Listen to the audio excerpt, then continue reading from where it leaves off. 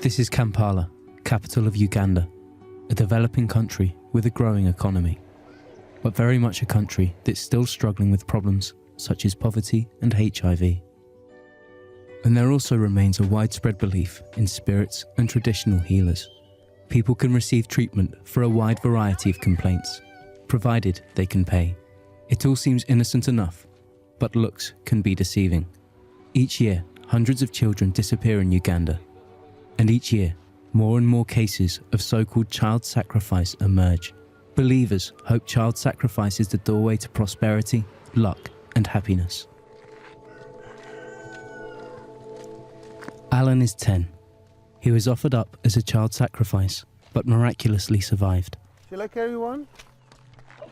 He lives with his father in the village Busolo. One afternoon, when Alan was 7 years old, he arrived home from school and went to look for fruit in the forest. What's your bet? It was then that he was attacked by two men and horrifically beaten. Alan was kidnapped when he went to fetch fruit. They cut him. They cut him even on his neck, at the back, here.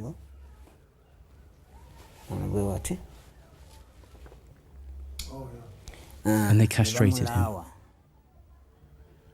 So they left him behind.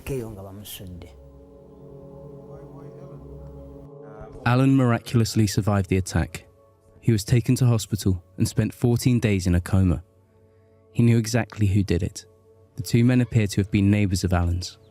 They were arrested, but later freed without charge. According to the father of Alan, their escape was the result of corruption. He is still deeply angry, but above all, he is simply concerned for his son.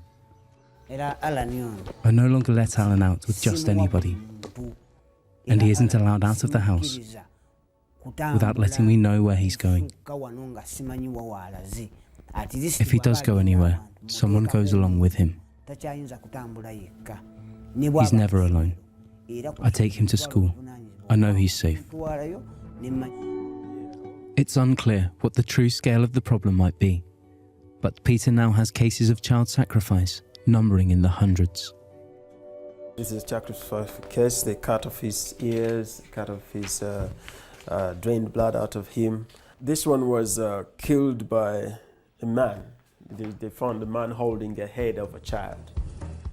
In some cases, the families have told us some of the police have been bribed to hide evidence. And we can't rule out that.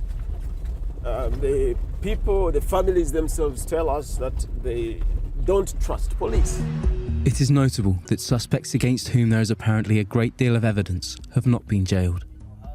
Peter tells me that corruption alone is not responsible.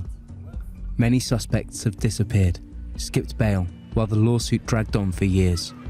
Caroline Nolongo no longer believes in justice. She was mother of twins until one was murdered. The perpetrator was known, but the reasons for their release remain a mystery. Following her husband's departure, simple farm work was not providing enough for her to raise her 5 children. So her twins were living with a friend. Her friend then gave one of her daughters to a shaman.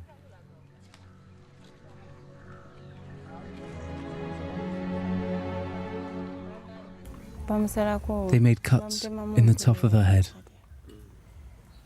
and then cut out her tongue, and cut a leg off, and an arm. And she cut her heart out. That's what they took.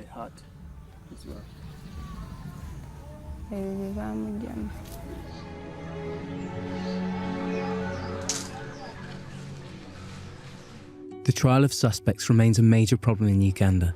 Corruption, missing evidence, false eyewitness statements, and, in many cases, suspects on bail living at home for years. According to Peter, there are only a few medicine men and a single businessman that have been successfully convicted serving time in prison. His organisation is dedicated to bringing the perpetrators to justice and to convince the population that child sacrifice must stop.